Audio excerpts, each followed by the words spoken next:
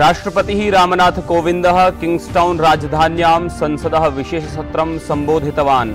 Saint Vincent and ग्रेनेडिन्स् राजधान्यां किंग्स्टौन् इत्यत्र काल्डलर मार्गस्य नाम परिवर्त्य भारतमार्गः स्थापितः।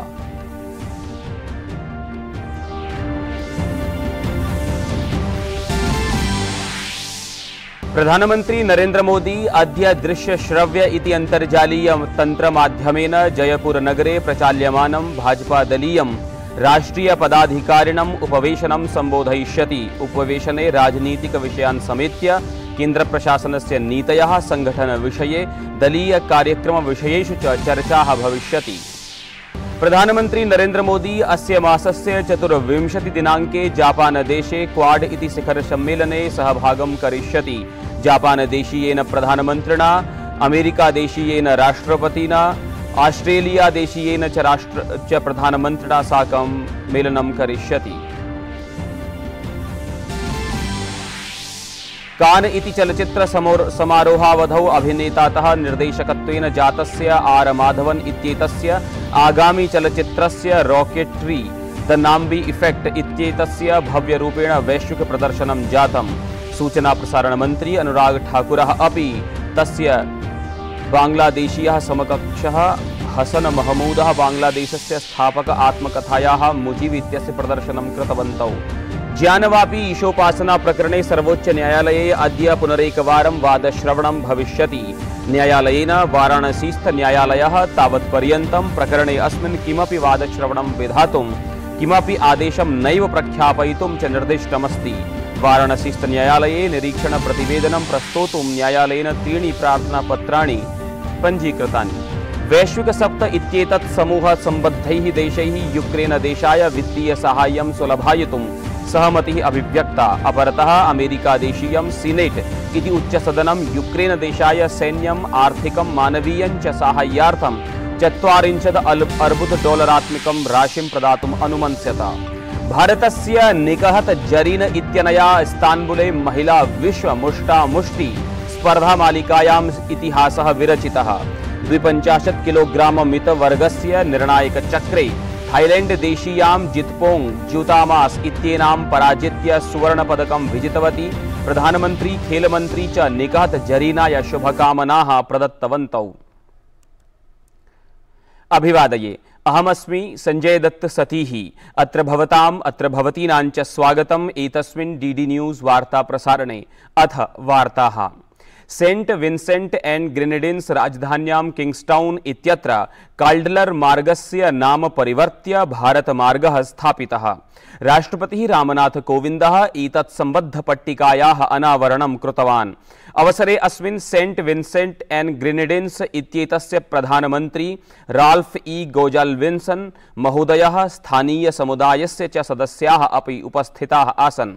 इतः प्राक् मार्गस्य नामकरण सम्बद्ध कार्यक्रमं सम्बोधयन् राष्ट्रपतिः कोविंदः उक्तवान् यत् भारतम् आधारभूत संरचनायाः विकासं कृत्वा स्थानीय जनानां कल्याणे साहाय्यं सेत्स्यति। सममेव असौ अभिनव भारतस्य तीव्रार्थिक विकासे योक्तुं जनान् अपि आहूतवान्। We want to support our brothers and sisters here in building a stronger St. Vincent and the Grenadines with infrastructure projects that add value to the well-being of the people. I would also urge all of you to connect with the new India, its immense journey and rapid economic growth. राष्ट्रपतिः रामनाथ कोविंदः स्वीय द्वयोः कैरेबियाई देशयोः यात्रायाः द्वितीये चरणे ह्यः Saint Vincent and ग्रेनेडिन्स् देशस्य संसदः विशेषसत्रं सम्बोधितवान्। राष्ट्रपतिना उक्तं यत् बहुपक्षीय संस्थासु परिष्काराय समयस्य आवश्यकता अस्ति। तेन उक्तं यत् बहुपक्षीय संस्थाः समकालीन वास्तविकतानां प्रतिबिम्बत्वेन भवेयुः। राष्ट्रपतिना उक्तं यत् द्वयोः देशयोः मध्ये ऐतिहासिकः सम्बन्धः अस्ति, तथा च भारतं कोरोना महामारी काले सेंट विन्सेंट एंड ग्रेनेडिन्स् इत्येतेन देशेन साकं सहभागम् अकरोत्। राष्ट्रपतिः कैरिकॉम देशैः सह स्वसंबद्धान् सुदृढीकर्तुं भारतस्य दृढप्रतिबद्धतां पुनस्मारयत्। India engages with SVG at the regional level in the CARICOM, which has more than 1 million strong Indian diaspora. We appreciate SVG's active participation in the various activities on our agenda with the CARICOM. We deeply value our ties with the CARICOM, which is one of the oldest integration groupings in the region. India will continue to partner with this regional mechanism in addressing the challenges on the front of development and other issues. इतः प्राक् किंग्स्टाउन इत्यत्र संसदः विशेषसत्रस्य आरम्भात् प्राक् राष्ट्रपतिः रामनाथ कोविन्दः Saint Vincent and Grenadines इत्यस्य governor general सुश्रीः Dame Susan Dougan अथ च प्रधानमन्त्रिणं डॉक्टर रॉल्फ गुजाल्विन्सन इत्येतेन साकं मेलनं कृतवान्। असौ सूचना प्रौद्योगिकी स्वास्थ्य शिक्षा पर्यटन संस्कृति क्षेत्रेषु बहुपक्षीय मंचेषु सहयोग वर्धनाय चर्चां कृतवान्।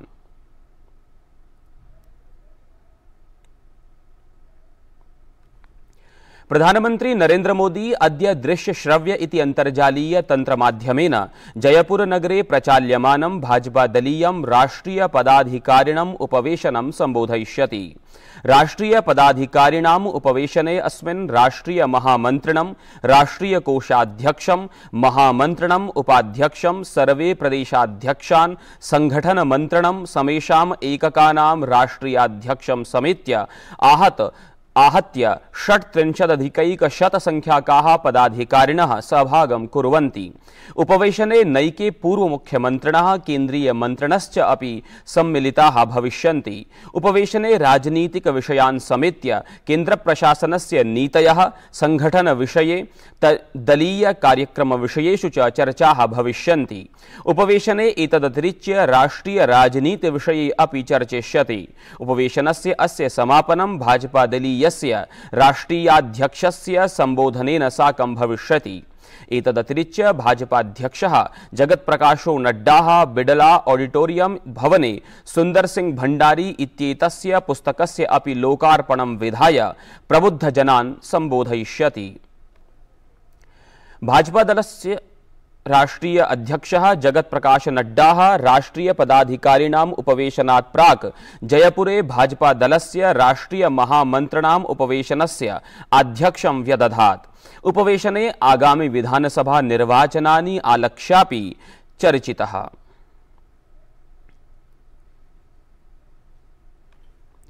आगामि सप्ताहे प्रधानमंत्री नरेंद्र मोदी जापान देशे क्वाड इति शिखर सम्मेलने सहभागं करिष्यति।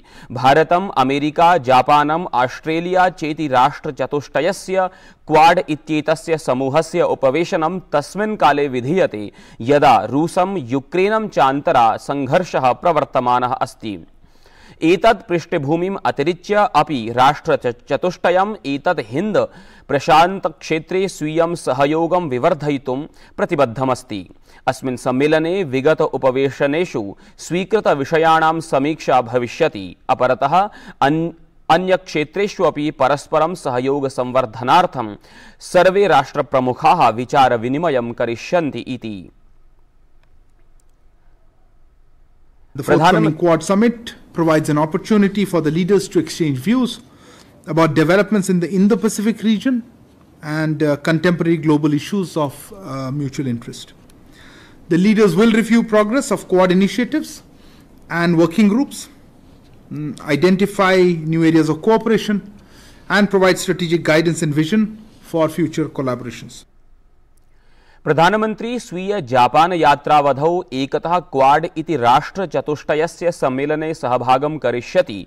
अपरतः अमेरिका देशीयेन राष्ट्रपतिना जो बाइडेन, ऑस्ट्रेलिया देशीयेन प्रधानमन्त्रिणा स्कॉट मॉरिसन अथ च जापान देशीयेन प्रधानमन्त्रिणा फुमियो किशिदा इत्यनेन साकं द्विपाक्षिकं मेलनम् अपि करिष्यति।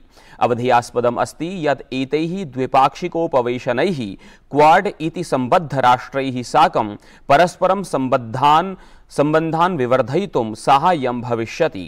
एवञ्च विगत सहयोगस्य अपि समीक्षा भविष्यति इति। Prime Minister will have a bilateral meeting with the US President on 24th May. The meeting will mark a continuation of the regular dialogue, having interacted most recently in virtual mode on 11th of April this year.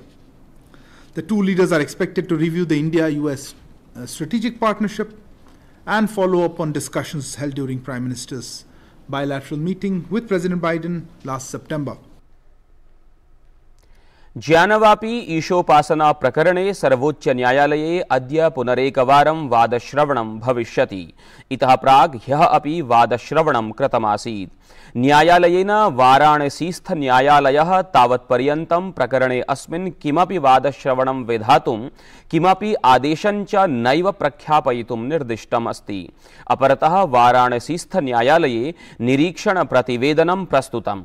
अपरतः 3 प्रार्थनापत्राणि निरीक्षण प्रतिवेदनम् आपत्तिपरं वादश्रवणं सोमवासरं यावत् स्थगितमस्ति। वाराणसीस्थ जनपद न्यायालये उभाभ्यां पक्षाभ्यां आपत्तिः पंजीकृत्य सूचीबद्धं कृतमस्ति। अवधेयास्पदमस्ति यत् वाराणसी जनपद न्यायालये ज्ञानवापी प्रकरणे अद्य याचिका द्वयम् आलक्ष्य वादश्रवणं विधातव्यम् आसीत्, यस्मिन् नन्देः पुरतः भित्तिं भग्नीकर्तुं, प्रक्षालनस्थलं, शौचालयादिकं च अन्यत्र स्थापयितुं याच्या कृता अस्ति। वाराणसीस्थ न्यायालये वादश्रवणात् प्राक् एका इतोपि याचिका पञ्जीकारिता अस्ति, यस्यां हिन्दुपक्षेण शिवलिङ्गस्य पूजार्चनाम् अभियाचितमस्ति। कान इति चलचित्र समारोहावधौ अभिनेतातः निर्देशकत्वेन जातस्य आर माधवन इत्येतस्य आगामी चलचित्रस्य रॉकेट्री द नाम्बी इफेक्ट इत्येतस्य भव्यरूपेण वैश्विक प्रदर्शनं जातम्। अशेष जगतः चलचित्र प्रेमिणां चित्तानि एतेन चलचित्रेण रञ्जितम्। चलचित्र प्रदर्शनानन्तरं चलचित्रस्य निर्माता, निर्देशकः, अभिनेता च आर माधवन इत्यनेन केन्द्रीय सूचना प्रसारण मन्त्रिणा अनुराग सिंह ठाकुरेण साकं मेलनं समनुष्ठितम्। अवसरे अस्मिन् वैज्ञानिकः नाम्बी नारायणः, संगीतकारः AR रहमानः अपि उपस्थास्येते। भारत बांग्लादेशयोः सह निर्माणे विनिर्मितं चलचित्रं Mujib the making of a nation इत्येतत् चलचित्रस्य अपि प्रदर्शनं कान चलचित्र समारोहे कृतम्। अस्मिन् चलचित्रे बांग्लादेशस्य राष्ट्रपितुः बंगबन्धु शेख मुजीब उर रहमान इत्येतस्य जीवनं प्रदर्शितमस्ति।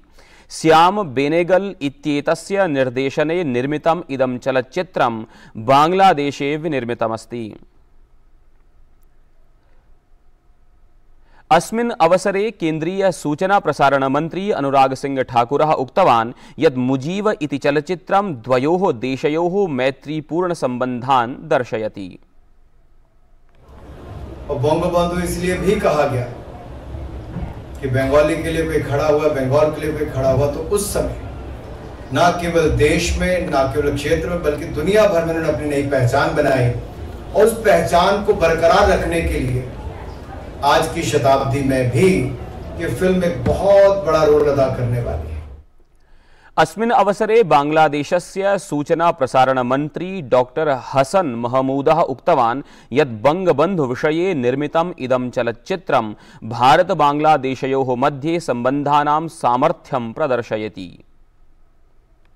I want to raise my thanks to her also for coining the idea of making a movie along with India on the struggle, suffering, determination and making of a nation by Bangabandhu Sheikh Mujibur Rahman.